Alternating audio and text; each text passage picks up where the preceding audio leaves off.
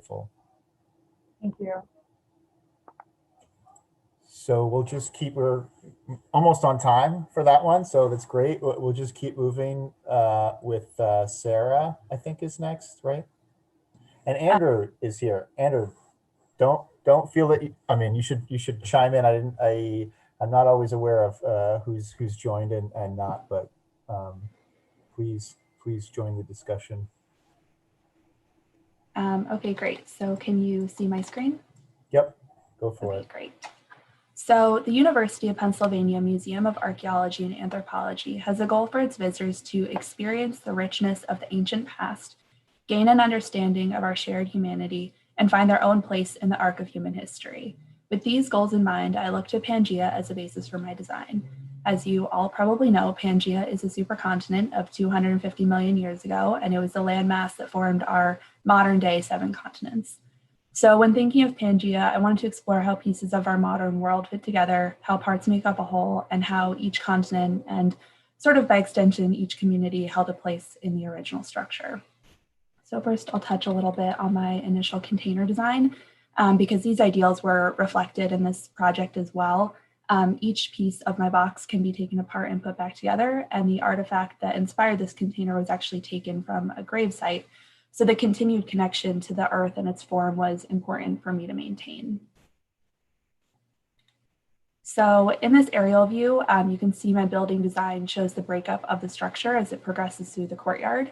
Starting at my new structure, the large forms merge through the connections in the building before getting smaller and spreading farther apart across the courtyard, and finally continuing up the existing building facades.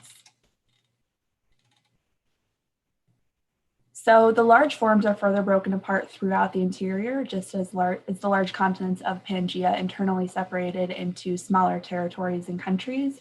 I use the same language of amorphic shapes to form the rooms and interior spaces, packing them together at different scales. I extended my new building to cover the existing building and courtyard. So to do this, I intervened and created new rooms within the existing building that held these smaller forms and continued my sort of amorphic design scheme. So you can see in the plan specifically, my building is kind of bookended with the existing structure that I intervened in. The overall forms create large gestures, and throughout the interior spaces, I've created both small and medium-sized room for exhibition, display, education, and gathering, and visitors would feel these spatial variations as they move through each structure. This is emphasized the most in the section drawing. You can see here there's a large atrium I've created that pulls through each floor, connecting every level. I've also created interesting moments between the basement and ground level that act as display. The spaces between the large structures started as simple intermediary spaces and walkways, but through the design process, they morphed into more important spaces for reflection and connection, both in form and experience. Below the ground level, I'm creating a basement made of rammed earth, and this space is intended for archive and storage. The layered earth walls are reflective of this history.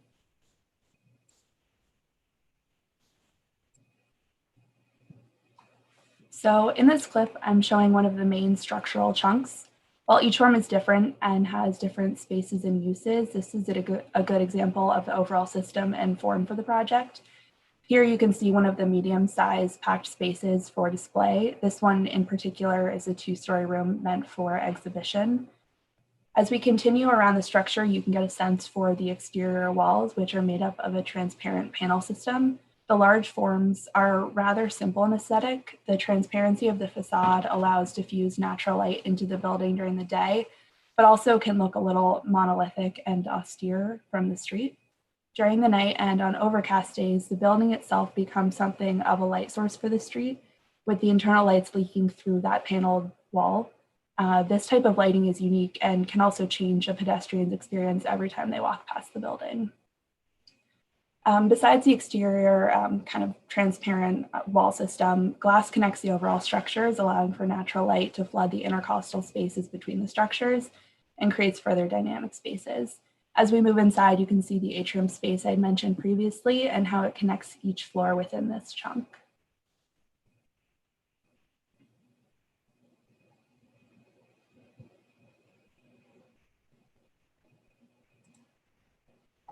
So So now just as we jump back to,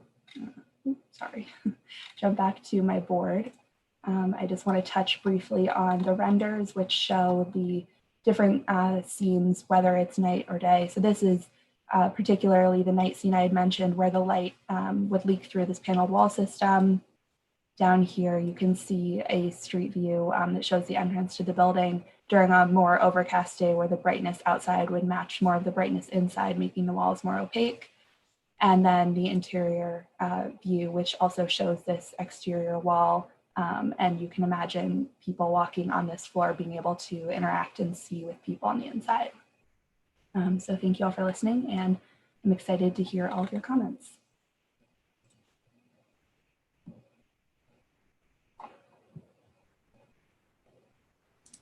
I'm just going to read Andrew's comment out loud because it's a perfect starter. I thought this was a first year review. I'm blown away. Andrew, you have to now follow up with that. Yeah, well, I'm just trying to absorb. I mean, it's okay. First of all, this is not the semester long project. This is like a 6-week project. Sarah, congratulations. Do you have like an army of employees that's putting together? This looks like a professional level competition entry. Okay. Yeah, sorry. I'm still trying to kind of get my head around it. I mean, I love the sort of party of completing that fourth wall of the courtyard, right? And it's interesting. There's an interesting move here that I actually haven't seen in any other. We've been doing this. I think this is our 4th year operating in this courtyard. I'm always amazed. Like each year, you see different stuff that students are trying. So the project, you know, in a certain way, seems to have constraints. But within that constraints, I'm always amazed at what students do with this in order to let us kind of reconceive the original museum in itself, right? And so what you've done that I haven't seen anybody do before within this project is in defining this courtyard, which never had intended to have that fourth wall, you've sort of decapitated the other arms, right? The other minor arms that are coming out. And so in doing that, you've extended the presence of your design all the way across that, especially it's very apparent within your perspective where the kind of Suburban is driving by at night, right? That you do not see anything of the museum. So this notion that Daniel has had you working with the veil, you've quite successfully veiled that museum. I have no idea that it even exists behind there. I mean, I don't know, maybe if we go back in perspective and you know, take the Suburban in reverse a little bit, if you still see the other original one, you know, because your extension does not go that far. But it's absolutely transformative of what your experience would be of this museum. You completely covered it up. And I'm trying to wrap my head around what that means, because in a sense, you know, I was saying, you know, the other day, this is going to seem like really bizarre, but I'm reading my 9-year-old twins A Night to Remember, which is the sort of account of the Titanic, you know, and I'm surprised now, you know, I read it when I was in high school, but when you go back, so many people on that Titanic were from Philadelphia, and I live on the main line, and he talks about the mainliners and all of this. And if you actually, the cemeteries here are filled with these people that died on Titanic. Interesting. So what does that mean to this project? The development of this museum kind of comes within that sort of time frame when there was so much going on in Philadelphia. Philadelphia really was, you know, equivalent, if not more prominent than New York at that time. This museum, its idea was so big to make this gigantic master plan, and they had no artifacts. They really did not have artifacts when they were master planning. So they're making this big, huge museum with the idea that, you know, in this kind of enlightened moment, that they were going to be able to fill it with these cultural artifacts. And there was no kind of ramifications of going to other other cultural sites and removing those artifacts and taking them back. And it's kind of one of the context of this. And it's interesting also, I don't know if you watched the awards. I know Winka certainly was there, participated. We gave Peter Eisenman an award this year. And I think, half of the reviewers have had him in class, and at least another quarter of us have worked for Peter Eisman. It was interesting in his discussion, he actually talked about the idea of decolonization, right? Which was something that museums and institutions are working with these days. And, Winka responded saying, well, first year we're working with that, right? And I don't think architects are going to solve decolonization of the institution, but I think it is an interesting time and an interesting opportunity for designers to say, how do we represent these institutions within the contemporary time? So your mask or veil completely hides that old institution, right? And I think also about what's happening with the campus around it. If you look, the only thing I can see in your rendering is the top part of the Norman Foster Hospital, right? And you look at everything, the stadium, Norman Foster Hospital, the railroad, the elevated railroad, beyond it, this institution that was, at one point master planned in a swampland as a huge, huge thing, is now being consumed by the context. And you've almost you've put the nail in the coffin, so to speak, as like the last sort of visibility of the old institution here, with now giving it its completely new facade that one has no idea of it. So I'm just trying to kind of reconcile with this kind of new ethical dimension that is happening within a social political realm that everyone is grasping with, that we've asked you guys to kind of work with an institution, what that means, and it seems that you've given the institution a new face. And so I'll let the jurors, I've talked already too much, but I know this project so well, but I'm just like certainly blown away. The project's amazing, but I just wonder, maybe to elevate the conversation, what does that mean to now, given 2020 with institutions in crisis? What does it mean to give them a whole new face architecturally? So I'm not sure. There's smarter people in here that can break that down. I mean, I think everybody will jump in quickly, but I think it's a great comment. I especially like the reference to the Norman Foster building in the distance. I mean, I think that it's not only about giving a new face, but the scale of it, the scale of the move, not even just covering the two wings, but just the scale that's present in those images, I think is evident of that. But I'm curious to hear, I think we should bring the discussion out of the chat and into the verbal realm. So I think folks have been making comments, but please speak up. I'll make my piece briefly. So I know we want to maintain time. I agree with everything that's been said. It's a fantastic project. I want to point out something potentially illuminating for, like, let's say Echo, where I said Echo's project, where I said that the kind of blank taut sheer facade against the street was really oppressive. I think this is a good one to kind of look to, because it's also very full in its extent. And of course, it's even wider than the others, because it does absorb the other two wings, the elevations of the two wings. But it has those moments of at the ground where you can pass through it. And so I think it's really smart that you have these sort of arcades that you pass through, and then you enter on the long axis, I guess. How to say it. I do think there's some work that needs to be done on the actual kind of passage, like the door, let's say, of the, I can just see like a peak in the animation, and it looks like it's sort of like this like rounded portal, which I don't think is sort of like copacetic with the facade system yet. But I trust, given everything else I've seen, that that's solvable.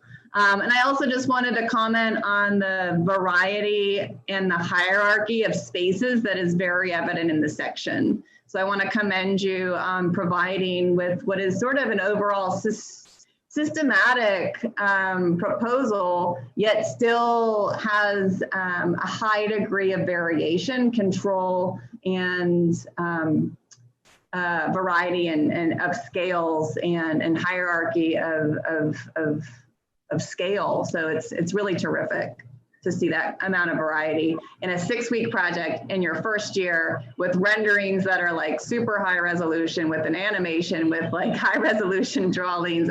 It's really impressive. Yeah, I want to concur. Again, it's a beautiful project and with very sophisticated level of resolution, drawings, animations, models, and I think you're to be commended for what you've accomplished in, again, a very short period of time. I kind of want to go back to this your kind of central premise for the project, which is this the nature of Pangea and the idea of Pangea itself, which I find really compelling. And I think the way you've accomplished that is really powerful as this kind of big super building that is also extremely complex, almost like a labyrinth that it takes a while for you to figure out potentially where you are, both in plan and section. But I wonder, and I find clues of the Pangea also. I like that you've proliferated that into the existing building. And I wonder if you could push that further, where you consider Pangea not just as a state, but rather also as a process, that it's something that you're moving away from or moving towards, and that we are kind of, and the building itself is kind of indeterminate in that process. And I could see that maybe by potentially infusing more of this Pangea-like quality, this kind of building that you have, more of that within the existing structure itself, so that when you go to another wing, you begin to get a sense of the other building, the Pangea-like state that might reside somewhere else within the existing building as well. And you begin to wonder, what is this building a part of? Is it part of another building, or could it be subsumed by it, or is this building taking over it? So this idea that the Pangea is something that we're not quite sure of what state we're in right now, I wonder if that idea or notion of process and time could play into the way this building proliferates within and beyond the existing structure itself, which I could think could really. Yeah, I actually, maybe to touch on that, I totally, agree with you, Vimal. And maybe this is already happening, because this is the first project also where the notion of time, like at least throughout the day, is introduced. Because if I were to imagine passing it during the day versus during the night, they're really like almost two different realities of this project. And so that, especially that upper image that you have on your board, it is somewhat kind of like mystical, or like you don't know really what's happening beyond, and maybe the notion of the kind of becoming or transformation beyond what is presented is somehow related to this particular image in my mind, because it's almost like you kind of, the fact that you also use the arch, which is present in the original museum, but you kind of reintroduced it in a very different way, which is then being somewhat masked or shrouded through your new facade, I think is really quite clever. And thinking about, again, the kind of life of the building through the entire day, from the evening to the morning, I think it's really, really quite smart. I completely agree with everybody else. It's like mind-blowing how much you've been able to accomplish. One tiny moment where I keep looking at it, which is in your aerial, is the moment where there's a kind of smaller portion which really just sits on top of the museum. And I would think about, like, because that's actually a view of your addition, which is, it would really kind of reveal the collision of the two. And I think so that moment would be something to maybe look a little bit more specifically. Yeah. Is the new museum something that is actually being subsumed by, or is it a little bit more of a kind of equal relationship between the two? My inclination would be that you maybe almost remove that little piece over there that is literally just sitting on top right now, I think, of that, of that piece. Whereas in your section, if I'm reading it correctly, and this is on the right side where there is the protrusion of the existing with the little hat, you basically turn the museum or the existing portion of the museum into the artifact itself. And I really, really love this moment where you kind of enter into this big hall, but there is the portion of the existing which now is represented as the artifact itself. So anyway, just congratulations. A lot of really sophisticated moves. And I very much love also the way you're starting to kind of play with the ground, but again, in a kind of subtle way. I completely agree with Carrie that I think the kind of sequence through that threshold maybe needs to be a little bit revisited. And I don't know if this is exactly as you have it in the plan, because in the plan it seems to be a little bit of a squeeze. But even the fact that you don't give us the kind of straight shot that basically allows us to see the museum, but you kind of have to sneak in between the volumes that you are proposing is really, really clever as well. Which I think goes back to the notion of, or the setup that Daniel put forth, the kind of shrouding and objects being somehow, veiled over.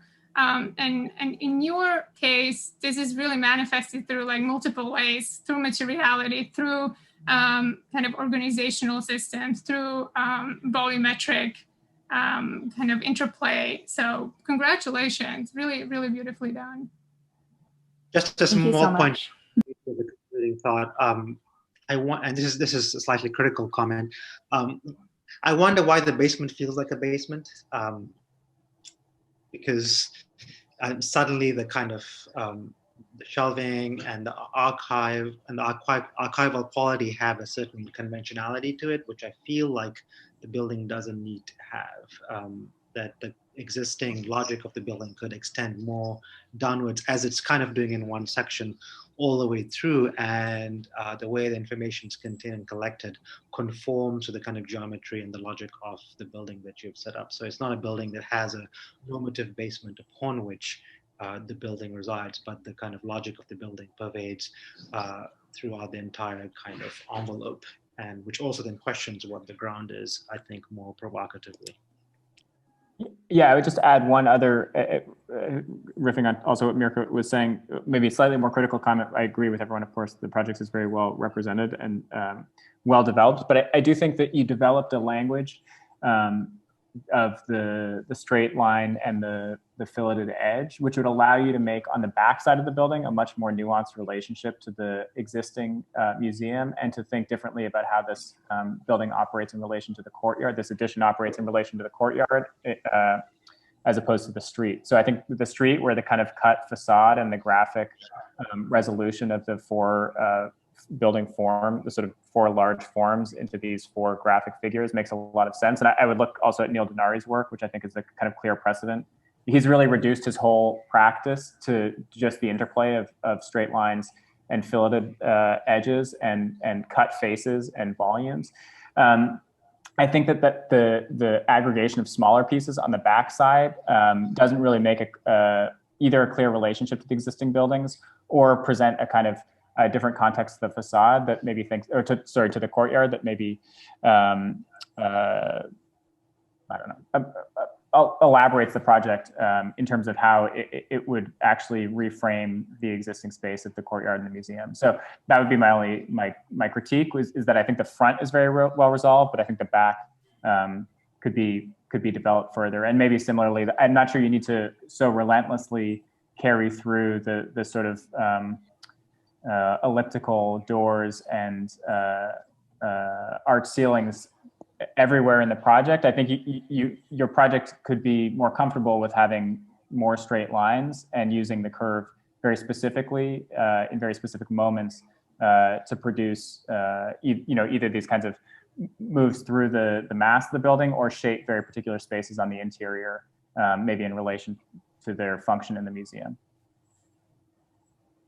Yeah, these are all great comments and great things to think about on a again, well executed project. Job well done, Sarah. I mean, I think that I just wanted to highlight again, Jonah's written something in the chat. I think Bamal brought up a little bit the discussion of Pangea as a concept and how that could be pushed even further or evaluated further in the context of the project. And I think that actually relates to the things that Emmett has just mentioned about the maybe backside of the facade and how your notion of these smaller elements of your project's Pangea proliferate into the courtyard and into the museum, and what more effect that might have on it. But we'll leave it at that. Job well done, and thank you to the critics for all the comments and the points that was raised. Yeah, thank you all so much. That was all very kind words and great critiques. So thank you. So let's do one last break. Maybe we'll just make